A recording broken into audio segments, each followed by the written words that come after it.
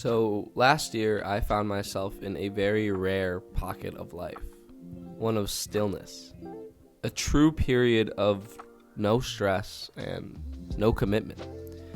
You see, in March, I graduated from college, and I didn't have anything lined up until my first post-grad job in August. I was faced with something unprecedented, truly free time. So I knew that I wanted to do something grand in this truly precious phase of life. A solo trip was the goal. The question was where? And that became pretty easy once I found a $400 round trip to Oslo, Norway. With not a lot of cash, a free and curious mind, seemingly all the time in the world, a 60-liter pack and a camera, I booked my flight and I headed to Norway.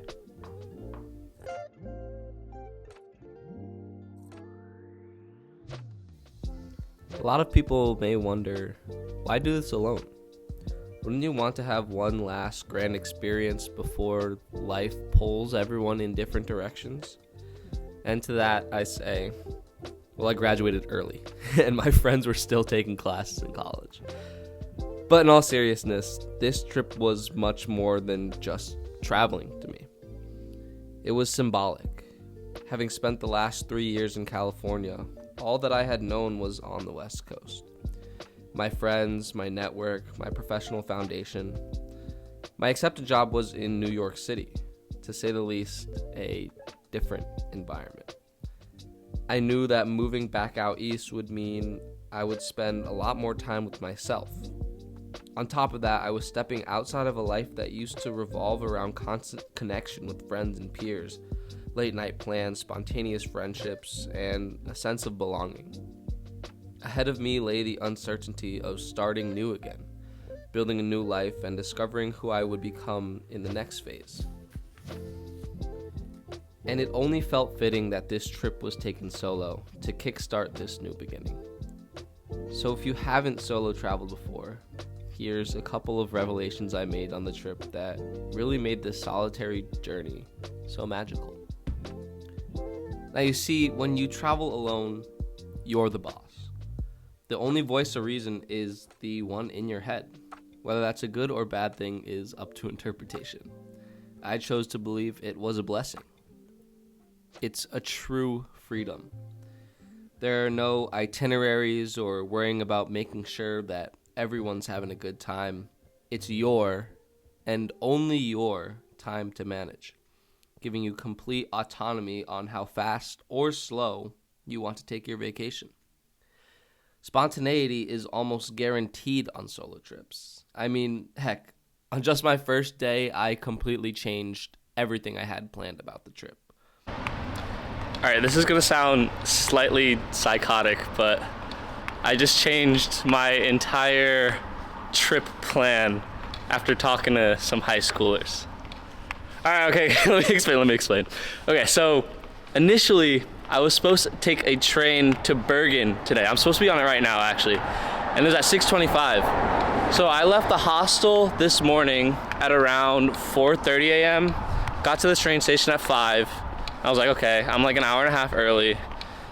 And so the Opera House is like right next to the train station. So I was like, okay, I'll just go out, I'll get some shots before I go.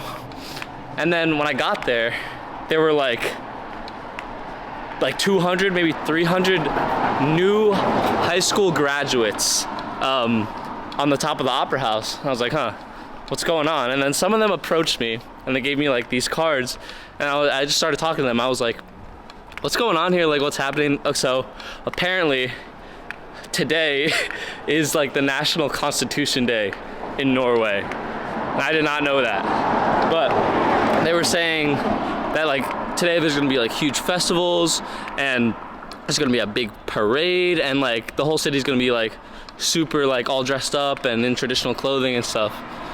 And I was like, dang, I really scheduled a 7-hour train ride for today. And so, yeah, I was talking to them for like 30 minutes. At this point, my train ride is in like 20 minutes. I'm like, I don't know if I wanna miss this today. I book an extra night at the hostel, and I changed my train ride to tomorrow. So I'm staying an extra day in Oslo, even though that wasn't the plan. Whether chaos is your thing or not, I know that life ahead was bound to be full of it. So it was pretty cool being able to control the chaos of travel. Not to mention that I'm not too much of a planner myself, so it was nice having so much fluidity while traveling without always necessarily having the next steps laid out. And in this way, solo travel is a lot like life. When you travel alone, your experiences are shaped by the baked-in spontaneity that comes with little planning and preparation. Which brings me to the next lesson.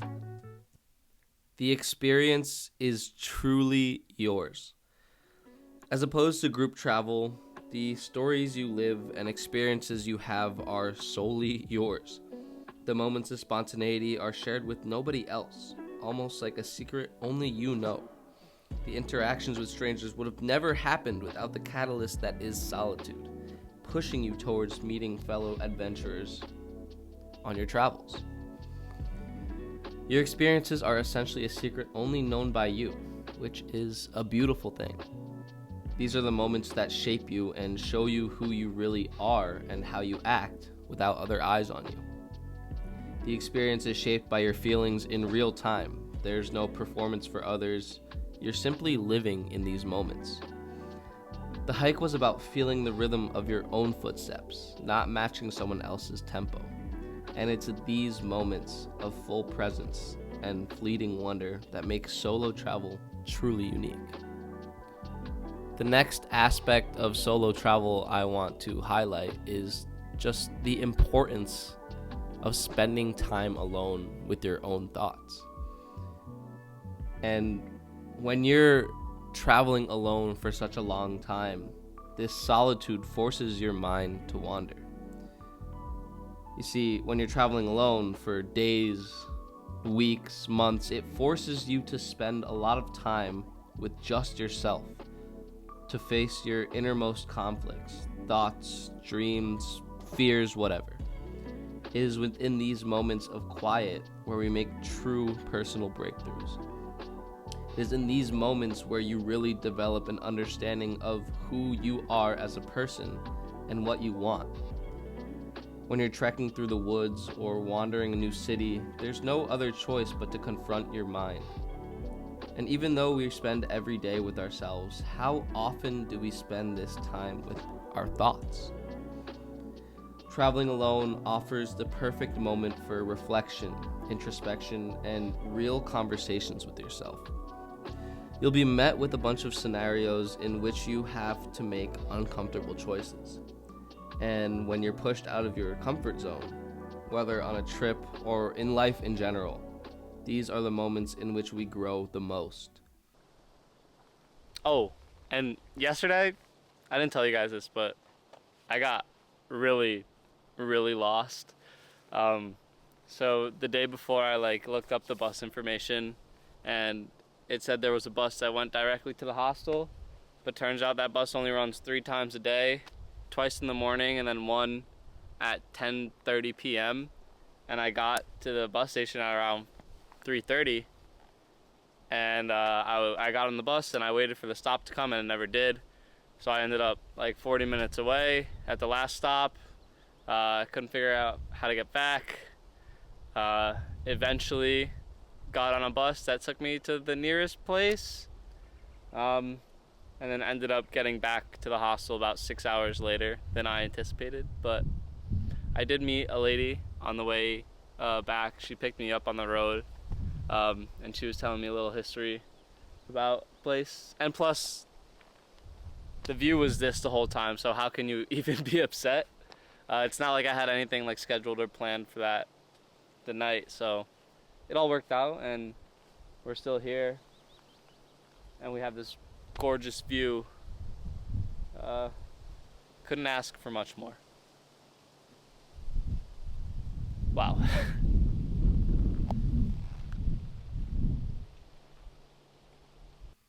When you choose to travel solo, know that the trip will be learning about yourself just as much as it is about learning of the environment you're in. I mean, think about it. In your everyday life, how often do you sit down and talk to yourself? In today's world, we're always distracted by responsibilities, conversations, TV shows, notifications. Rarely do we have moments of pure silence, times where we not only have time for our thoughts, but time to listen to them as well. When you travel alone, there's no one to steer your conversation, just you and your mind.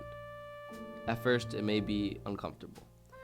You become more aware of the thoughts you usually push aside.